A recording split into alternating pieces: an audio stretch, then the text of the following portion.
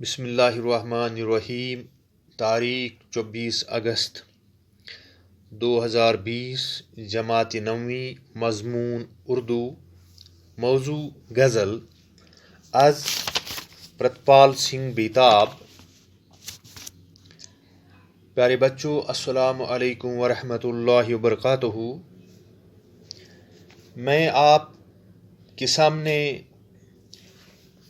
غزل کی چند اشعار پڑھوں گا اور ان کی تشریح پھر بعد میں کروں گا، تو مجھے امید ہے کہ آپ اس میری کلپ کو غور سے سنیں گے۔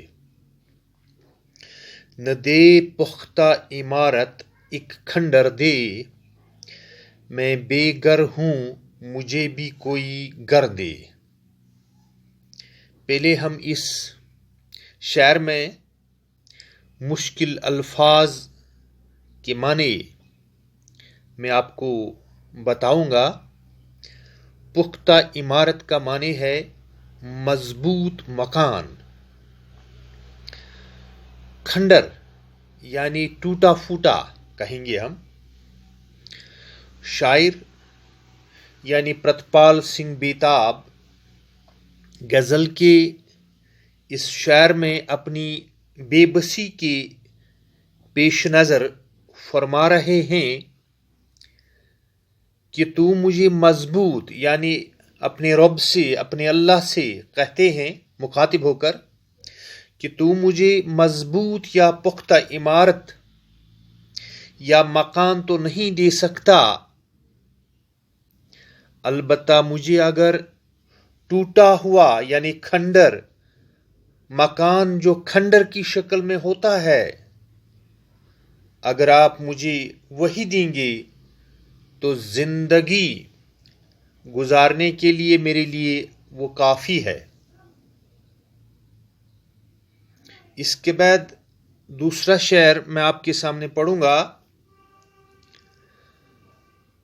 اگر ہوں راستے پر مطمئن کر، اگر بے سمت ہوں راہ سفر دے۔ پہلے ہم اس شعر میں مشکل الفاظ کے معنی ڈھونڈیں گے۔ مطمئن یعنی اطمینان والا، بے سمت بھٹکا ہوا، راہ سفر کا معنی ہے منزل۔ پرتپال سنگھ بیتاب غزل کی اس شعر میں اپنے محبوب سے کہتا ہے کہ اگر میں اپنے راستے پر صحیح ہوں تو مجھے اطمینان دے دے کہ تو ٹھیک ہے، اگر اب میں اپنے راستے سے بھٹک گیا ہوں تو خدا را مجھے اپنی منزل تو دکھا دے تاکہ میں بھی کامیاب ہو سکوں اور جو راہ ہے راہ سے میں بھٹک نہیں جاؤں، یعنی میں سیدھی راہ پہ چلوں۔ تو اپنے اللہ سے، اپنے محبوب سے کہتا ہے کہ مجھے وہ راستہ دکھا دے جو مجھے کامیابی تک پہنچا دے۔ اس کے بعد تیسرا شعر ہے۔ نہ دے اونچائی میرے قد کو بے شک، میری ہر شاخ کو لیکن ثمر دے۔ اونچائی کا معنی ہے بلندی، قد یعنی لمبے پن کو کہتے ہیں قد۔ میری یعنی میری، شاخ کا معنی ہے ٹہنی، ثمر میوے یا میوہ کہیں گے۔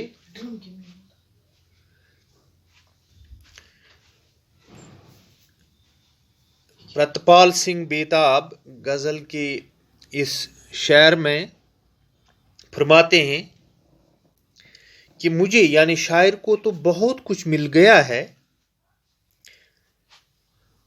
ایک درخت کی طرح زمین مل گئی، پانی مل گیا، ہوا مل گئی تو قدرتی بات ہے کہ اب اس درخت کو قد آور ہونا ہی ہے، مگر بے بسی ہے، وہ بے نصیبی ہے کہ قد آور نہیں ہو پاتا.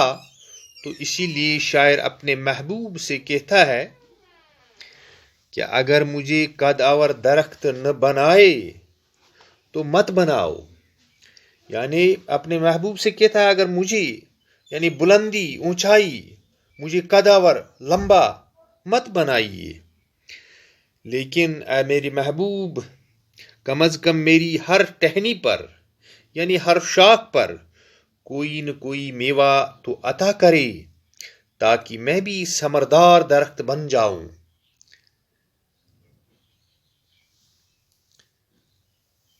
اس کے بعد اور ایک شعر میں آپ کے سامنے پڑھوں گا. مجھے پتھر ہی پتھر دے دے دے دیے ہیں، اب ان ہاتھوں کو آزر کا ہنر دے.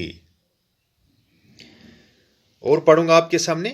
مجھے پتھر ہی پتھر دے دیے ہیں، اب ان ہاتھوں کو آزر کا ہنر دے. اب اس مشکل الفاظ کے معنی. آزر حضرت ابراہیم علیہ السلام کی بت پرست اور بت تراش چچا کا نام جو تھا آزر. ہنر کاریگری کو کہتے ہیں. پرتپال سنگھ بیتاب غزل کے اس شعر میں کہتے ہیں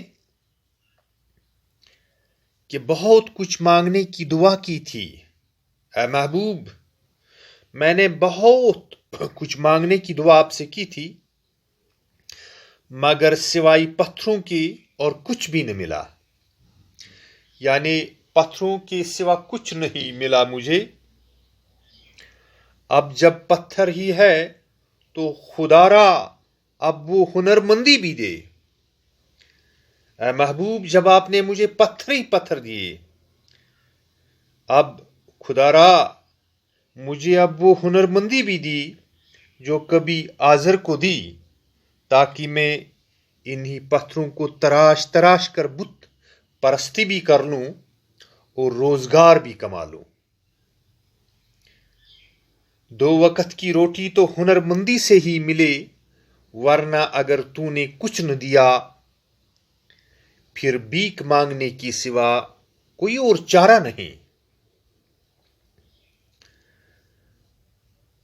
اس کے بعد اور ایک شعر میں آپ کے سامنے پڑھوں پرتپال سنگھ بیتاب کا، اس غزل کا. نظر ہے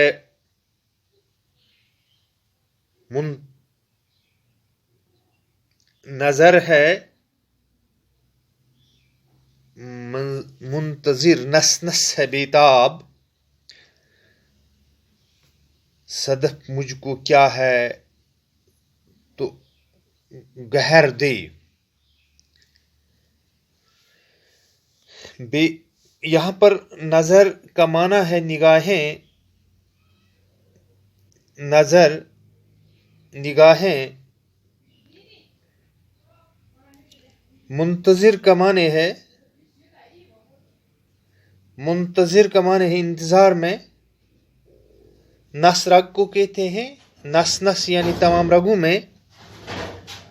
بے تاب یعنی بے قرار. صدف ایک قسم کی دریائی مخلوق جس کے اندر سے موتی نکلتے ہیں.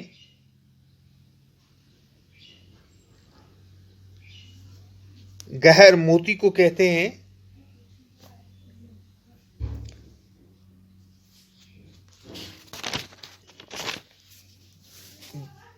غزل کی شعر میں پرتپال سنگھ بیتاب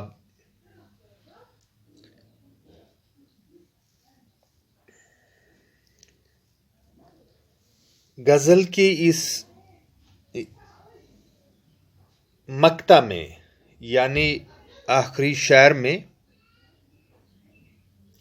اپنا نام بھی شعر کے ساتھ جوڑ کر فرماتے ہیں کہ میری نگاہیں بے قرار ہیں اور میری تمام تر جسم کی رگیں بے خبر ہیں، بےتاب ہیں، وہ بھی اس لیے کہ خدا نے مجھے صدف تو بنا دیا مگر موتیوں کے بغیر۔